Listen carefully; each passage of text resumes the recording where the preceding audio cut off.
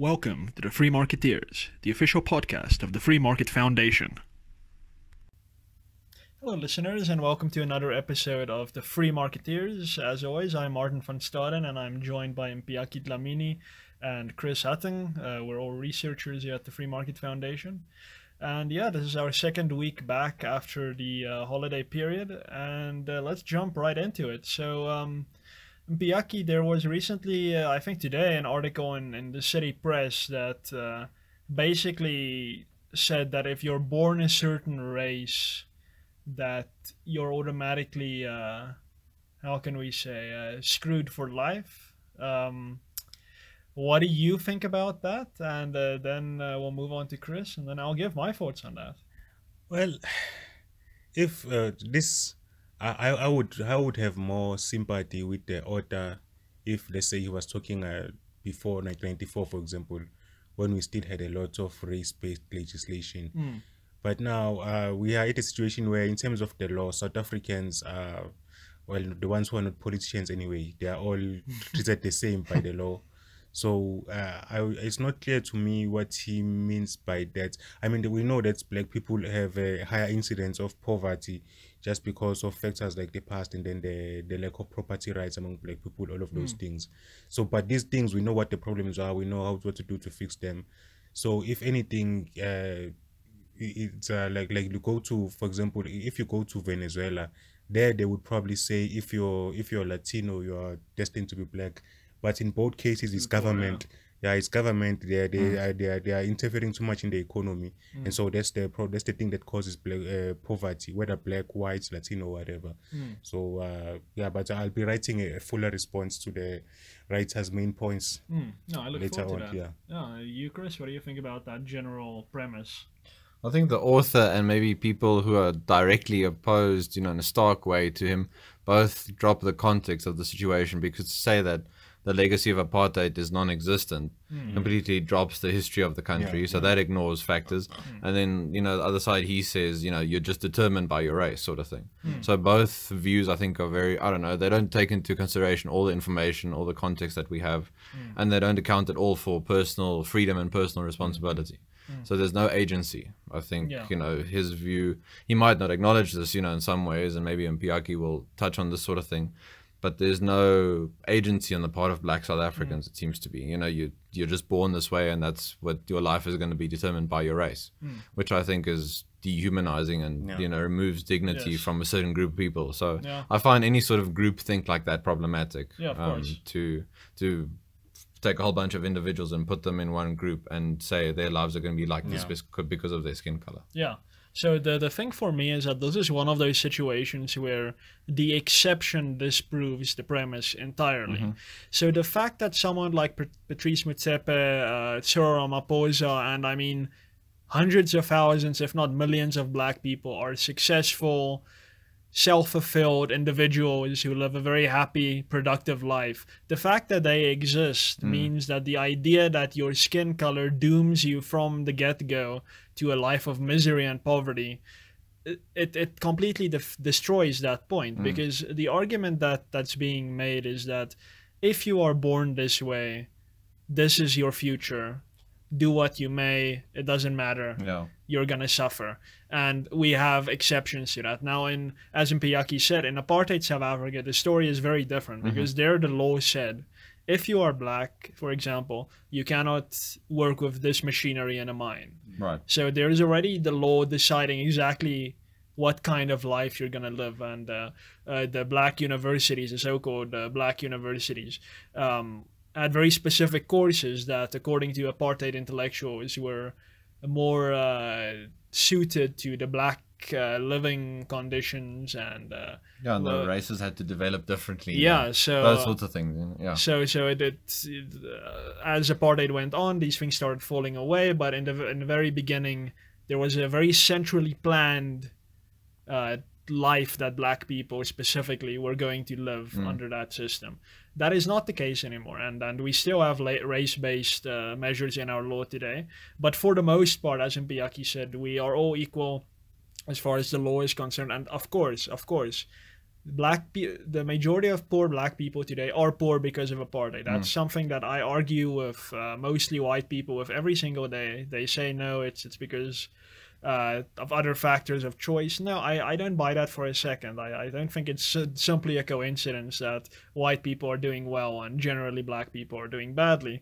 But the fact is that the opportunities are there, and you can bring yourself out of poverty regardless of what race you are. And I mean, you have poor white people today, you have poor people of whatever race. So it's poverty is no longer wedded to race in the same way it used to be.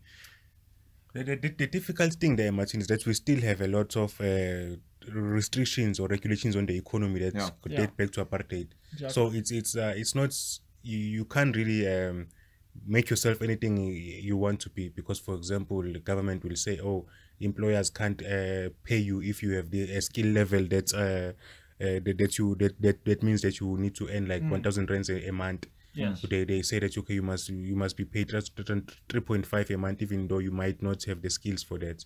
So that's what makes the conversation difficult, because there is a problem. It does affect mostly black people because of all those factors you, Martin and Chris, have both mentioned. But it's I think he's just misidentifying this problem, and he's like, so that's why I think we just need a fuller response and consider all his points, because it's people do this all the time. It's a sort of it's a sort of bait and switch. Okay, they identify a problem which does exist, you know, poverty among black people, and then they say, because I've identified this problem, my solution must be correct because I'm the one who pointed out this problem, which doesn't necessarily follow. Because if you, by pointing out something that's wrong, I mean, doesn't mean that you are the guy with the solution. It's probably important to point out, you know, for all the success stories and post-apartheid that we should highlight, and we should, you know, talk about the miracle of democratic South Africa. I think people lose sight of that quite often. You know, we like to lament all the problems, we don't talk about the successes and that sort of thing. Imagine, you know, how the economic growth and how many more black people could be successful if not for all the government controls and regulations that we had. So, you know, I think it's important to keep that in mind as well. I think that's a good segue into the second topic, and that is I guess what we can say is the real state capture that has been gripping South Africa.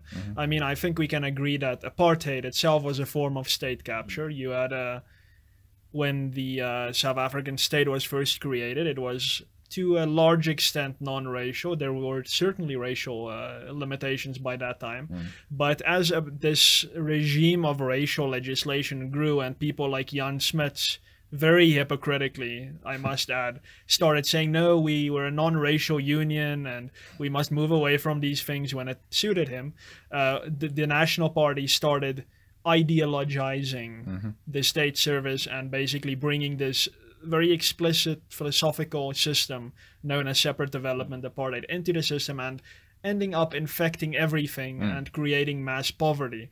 And today we call something state capture, but I think we're focusing on a very small aspect of it, and that is that someone outside the state apparatus is wielding influence that's perhaps undue. But the more insidious form of state capture, I think, that South Africa suffers from today, that's perpetuating a lot of this poverty, is complete capture by the state by an ideology, and that is, of course, socialism.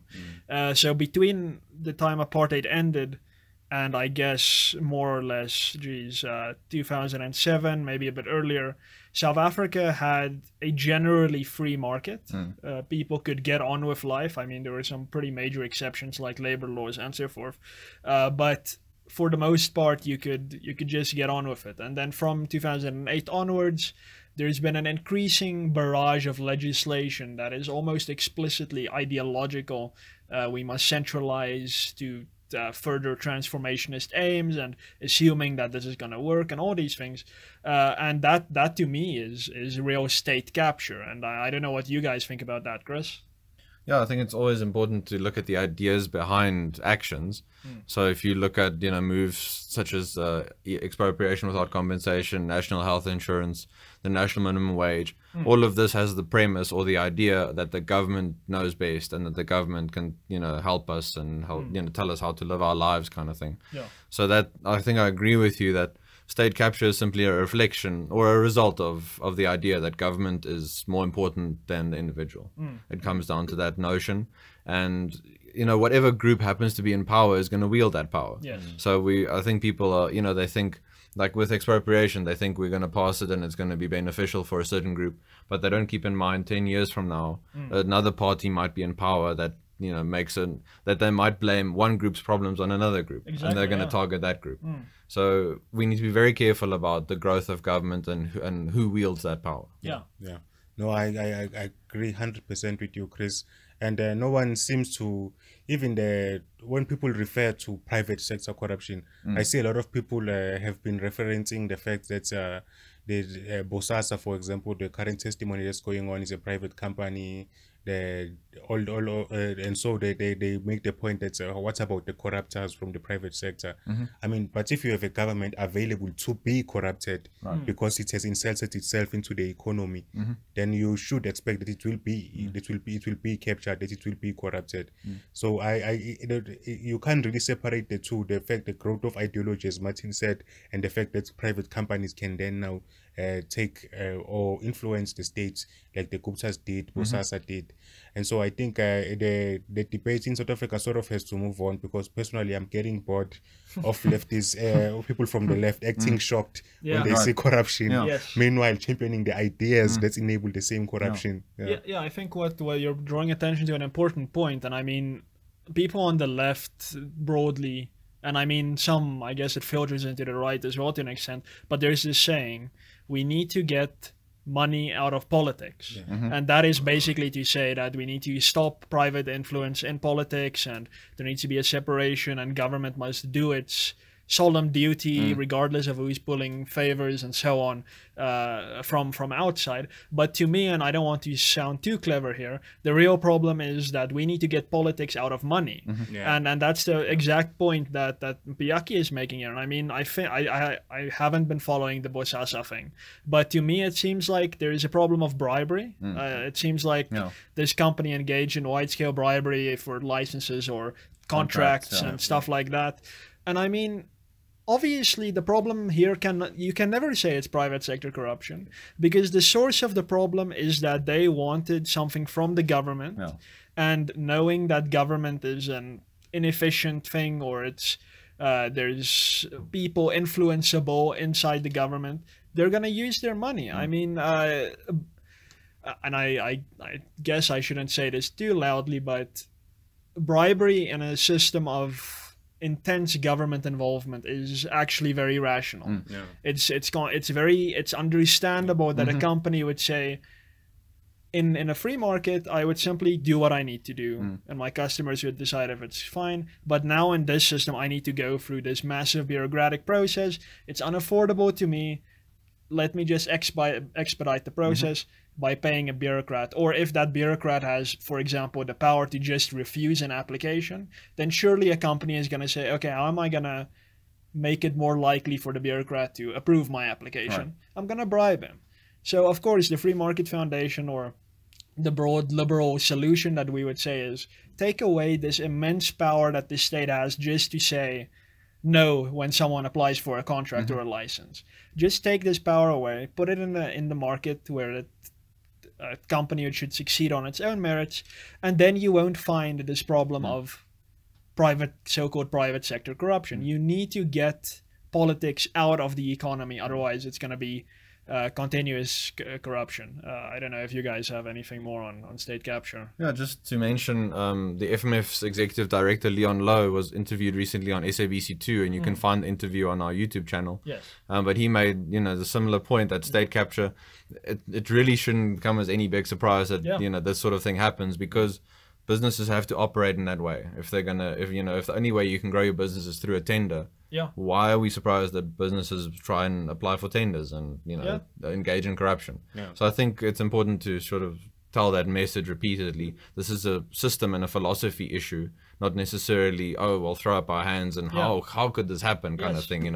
Everyone acts aghast and their opinion pieces and that sort of thing, and we rant about this stuff, but I think the cause is pretty simple. Yeah, you need to target the source and eliminate it. It's trying to cure the symptoms is just never going to work. Yeah, just to add one more example from the, in case people think this is only an African problem. In the USA, like something like I think 10 years, they found that there had been corruption of the scale of $1 trillion within the Pentagon, because like it makes sense if you think about it. It's the biggest budget item outside of welfare in the USA, and so they have a lot of tenders too. Like it relies, it's a tender. The military-industrial complex, they relies on tenders. People have to bid for contracts and all of these things. And for example, there was a $2,000 screwdriver for a school for the dedicated boards, just because of. So like this is whenever you have government in money, as Martin said, you will always get corruption wherever you go, whether it's in the USA, the UK, South Africa, China, anywhere. Yeah, it's not. I think it's an African problem. It's the size of government problem. Exactly. Yeah, so I guess we can focus in a bit more for a last topic on a specific, I guess, element of state capture, and that is this idea of nationalizing the Reserve Bank. Now, this is a decision that was taken in the December 2017 ANC conference, and I think maybe in a few conferences before that as well, in principle. But now it's really being talked about to apparently take the Reserve Bank back from these private shareholders who dominate monetary policy in South Africa, apparently, and give it to the people through government. And yeah, I've been reading some interesting things about this, but I think Mpiyakhe is probably the guy most clued up on the issues surrounding this. Can you give us a broad outline of Mpiyakhe? So basically, what the ANC's alliance partners want, COSATU in particular, they want a looser monetary policy stance. So what South Africa's monetary policy as of this moment is based on preserving the value of the rand. That's all the Reserve Bank is supposed to do. It doesn't focus on anything else. It's just preserving the value of the rand, and then that's it. So COSATU wants it to focus on things like growth and jobs. And then there are some people within the ANC's alliance that also want to nationalize the Reserve Bank, and there are some who also want. So there are a couple of voices within the ANC that are championing this for different reasons. But the idea that you can focus on anything other than preserving currency, a Reserve Bank can do anything other than preserving currency, is fanciful at best, because we know from history that if it's of course we know where it comes from. It's Keynesian orthodoxy, the idea that you can stimulate an economy by printing money. But then that money that is printed is not backed up by anything. It's not backed up by real goods and services in the economy. It's just money that's conjured out of thin air. That it might appear in the beginning that the economy is growing because you have all of this new money. But as the money filters into the system, it will send all the wrong signals, and then you'll start to see it's being devalued. You'll get inflation eventually, basically. And the end process of that is what happened in Zimbabwe and is happening now in Venezuela, where you have hyperinflation. And we are seeing in both of those countries that it's almost impossible to recover from inflation. It takes a very long time. Once you get to that point, it's very difficult. And Turkey is further along the path than we are. It's heading towards hyperinflation, because what that country's prime minister did, he decided to basically take control of the Reserve Bank. Didn't appoint an independent governor, appointed political appointees, and now the Turkish lira lost something like 45% against the dollar in 1 year. So that's, if we go down that road, that's what's going to happen. It's guaranteed. It's not even a matter of doubt. Every time that politicians have had control over the currency, they just can't help themselves. It's too irresistible, a power. They want to print money, and once you do that, you develop currency. You make prices skyrocket for poor people, especially. Rich people can diversify. They can mitigate that risk by buying dollar denominated assets, for example, or buy gold or something else. But we should not go down this road. It would be a huge mistake if we did. I think with any government policy, we should also always keep in mind what Bastiat said about unintended consequences. And especially with something as touchy and sensitive as monetary policy, as soon as the government gets control of the Reserve Bank, I think it's very much game over because it's going to snowball. Yeah. And they might think short term, you know, okay, print more money so we can fund stuff like EWC and NHI and all these grand projects to help the poor and stimulate the economy. But like Mpiyakhe said, you know, just because you think something doesn't mean reality is going to match up to it. So you might, you know, have all these grand plans and stuff, but if it's not backed up by real economic growth and goods and services and that sort of thing and industry, it's not going to do anything in the long term. So I think just keep that thought in mind, unintended consequences. And like I said, anything as important as a reserve bank, it needs to be independent, you know, completely from any political party, any state apparatus, any politician. Yeah, so when I was younger, I struggled to understand why a government can't just print money to pay for the things that it needs. I couldn't understand it, and still today I'm not an economist by any stretch of the imagination. But I guess a way to help someone think about it is that when you have only one instance of anything, something, that makes it infinitely valuable, basically. If there's only one golden chicken egg in the entire world, that thing will be virtually priceless. If you have two, they'll be very expensive, but it will be less expensive. That's the case of anything. The same with money. There is currently a certain amount of rands going around in South Africa, and that to a large extent determines the value of each individual rand that we have in our wallets. The moment the government thinks, oh well, SAA needs 20 billion. My goodness, we're struggling to find someone to give us this money. Let's just print it into thin air. That means, in essence, that all the rands in South Africa, their value will decrease by, I guess, the equivalent of 10 of whatever is printed. I'm not sure about the specific logistics of it, but the more money you put into circulation, the less valuable your 1 rand is going to be. And that is how, when you go to bed one night with 100 rand in your bank account and government prints trillions, that 100 rand will be worthless, virtually nothing the next morning when you wake up. And that is really the problem that we're facing when the Reserve Bank's independence is compromised. Now, I am not convinced that the Reserve Bank is independent as we sit here right now. Most of the board members are appointed by political government officials anyway. And I don't think that the so-called private board of the Reserve Bank can decide on monetary policy. I think the Minister of Finance strictly, I think, gives monetary policy to the board, and there's the board is more of an oversight mechanism rather than a decision-making institution. So I'm not convinced that the Reserve Bank is currently private, but government thinks it is. And the moment government no longer thinks it is, we're in trouble. So let's keep up the illusion, at least, that it is truly a private and independent institution. Maybe that will help. But the moment that they think they really have the power to print now, I think we're going to be in big trouble then. I think that's an important point. And also government and foreign investors. Now, once the Reserve Bank is nationalized, I think we're going to see even more capital flying out of the country. Mike Schussler wrote an article this week from MoneyWeb where he pointed out how high South Africa is on the list of countries that, you know, ranks of foreign direct investment going out of the country, which, you know, we know with policies and stuff, government policies, this is expected, that the investors are scared to invest in South Africa.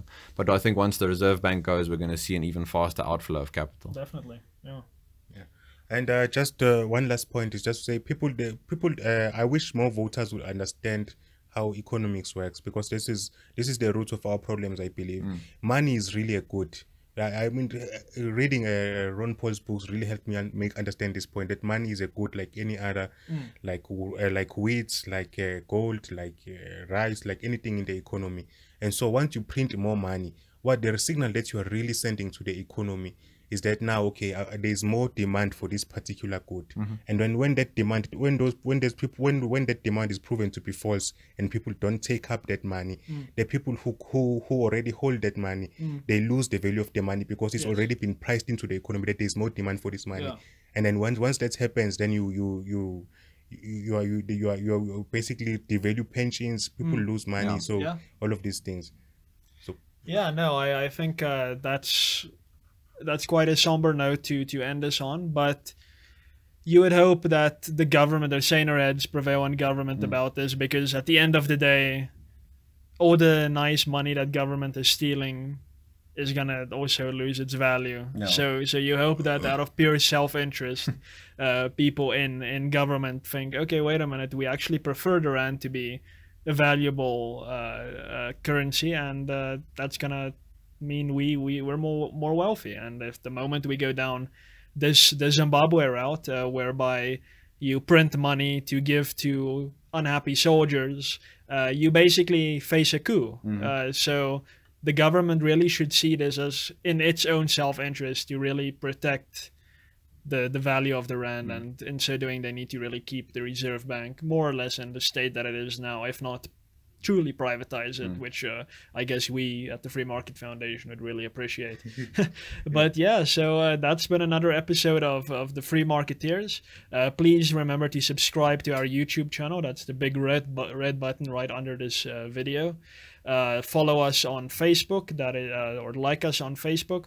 That is Free Market Foundation South Africa, or at FMFSA in the slug line.